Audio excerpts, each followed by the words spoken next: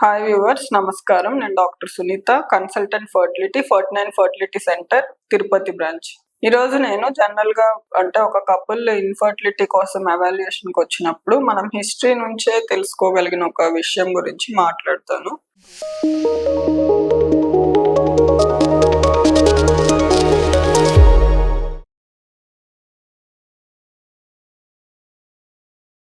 అంటే ఒక కపుల్ వచ్చినప్పుడు వాళ్ళని అడుగుతాం అనమాట. కొన్ని క్వశ్చన్స్ వల్ల ఓకే వీళ్ళకి ప్రాబ్లం ఉండొచ్చు అని ఒక హిస్టరీ బేస్డ్గా కూడా అడుగుతాం. సో ఫిమేల్లో ఇర్రెగ్యులర్ సైకిల్స్ ఉంటే దానివల్ల ఎలాంటి ఎఫెక్ట్ ఉంటుంది అనేది కూడా కొంతమంది అడుగుతారు. అది ఎందుకు ఇంపార్టెంట్ అనేది కూడా మనం మీకు ఎక్స్ప్లెయిన్ చేస్తాం. నార్మల్గా ఏంటంటే నార్మల్ మెన్స్ట్రల్ పీరియడ్ అంటే అంటే సైకిల్ రెగ్యులారిటీ కానీ, సైకిల్ ఫ్లో గానీ, ఇంకా సైకిల్ లెంత్ అంటాము. ఇలా 3 ఉంటాయి అన్నమాట. అంటే ఎన్ని డేస్ వాళ్ళకి పీరియడ్స్ వచ్చినప్పుడు బ్లీడింగ్ అవుతుంది అనేది సైకిల్ లెంత్ అంటాము. సైకిల్ రెగ్యులారిటీ అంటే ఎన్ని మంత్స్ కి ఒకసారి ఆర్ ఎన్ని డేస్ కి ఒకసారి పీరియడ్స్ వస్తుంది అంటే రెగ్యులర్ సైకిల్స్ అయితే గనక ఒక 25 to 35 అట్లా వస్తే గనక రెగ్యులర్ సైకిల్స్ అన్నట్టు. అలా కాకుండా మరీ ఫ్రీక్వెంట్ గా 24 కంటే ముందరే 24 డేస్ కంటే ప్రయర్ గా వస్తున్నాయి, లేదు 45 డేస్ కంటే లేట్ గా వస్తున్నాయి అంటే కూడా ఇర్రెగ్యులర్ సైకిల్స్ అని చెప్తాము. నెక్స్ట్ మరీ తక్కువ ఫ్లో అవుతుంది, 1 డేనే అవుతుంది, అలా ఉంటే కూడా వాళ్ళకి ప్రాబ్లమ్స్ ఉండే అవకాశం ఉంటుంది. సో ఆర్ మరీ టూ మచ్ హెవీ ఫ్లో ఉన్నా కూడా ఎండోమెట్రియం లైనింగ్ అనేది థిన్గా ఉన్నా లేదు మరీ థిక్గా ఉన్నా కూడా ప్రాబ్లమ్స్ వచ్చే అవకాశం ఉంటుంది. సో ఈ ఫ్లోని బట్టి వాళ్ళ లైనింగ్ మరీ థిన్ ఉందా లేదు మరీ థిక్గా ఏమన్నా హైపర్ప్లేషియా ఉందా అనేది తెలుసుకోవచ్చు.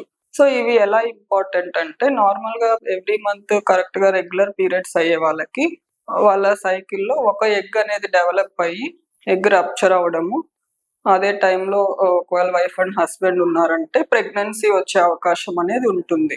దాన్ని వాళ్ళు పీరియడ్స్ రెగ్యులర్ ఉన్నాయి అంటే ఓవ్యులేషన్ కరెక్ట్ గా జరుగుతుంది అని ప్రిడిక్ట్ చేయగలుగుతాం. సో ఒక కపుల్ 1 year లో వాళ్ళకి 12 months లో 12 పీరియడ్స్ వస్తున్నాయి అంటే 12 times వాళ్ళకి ప్రెగ్నెన్సీ వచ్చే ఛాన్సెస్ ఉన్నాయి. అంటే 12 times ఎగ్ పెరుగుతుంది కాబట్టి 12 months కి వాళ్ళకి ఛాన్సెస్ ఉంటాయి. అలా కాకుండా పీరియడ్స్ కొంతమందికి అంటే 2-3 months కి ఒకసారి పీరియడ్స్ వస్తుంటాయి పీసీఓడి వాళ్ళలో కానీ. అలా కాకుండా లేదు అర్లీగా పీరియడ్స్ రావడం, 15 days కి 20 days కి పీరియడ్స్ రావడం, ఇలా ఉన్న వాళ్ళలో ఏంటంటే వాళ్ళకి ఎగ్ అసలు పెరుగుతుందా లేదా అనేది తెలియదు అనమాట.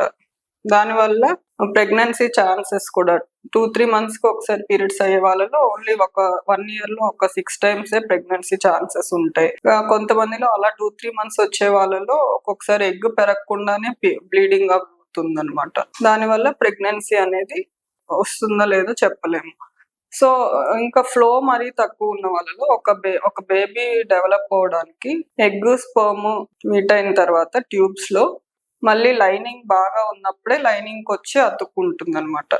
సో మరీ ఫ్లో అంటే వాళ్ళకి పీరియడ్స్ మరీ తక్కువ వస్తున్నాయంటే లైనింగ్ బాగా డెవలప్ అవ్వట్లేదు అని, లేదు మరీ ఎక్కువ హెవీ బ్లీడింగ్ అవుతుందంటే కూడా లైనింగ్ ఎక్కువ పెరుగుతుంది అనేసి. సో దానివల్ల కూడా బేబీ వచ్చి అతుక్కునే దానికి ప్రాబ్లం ఉంది అని చెప్పచ్చు.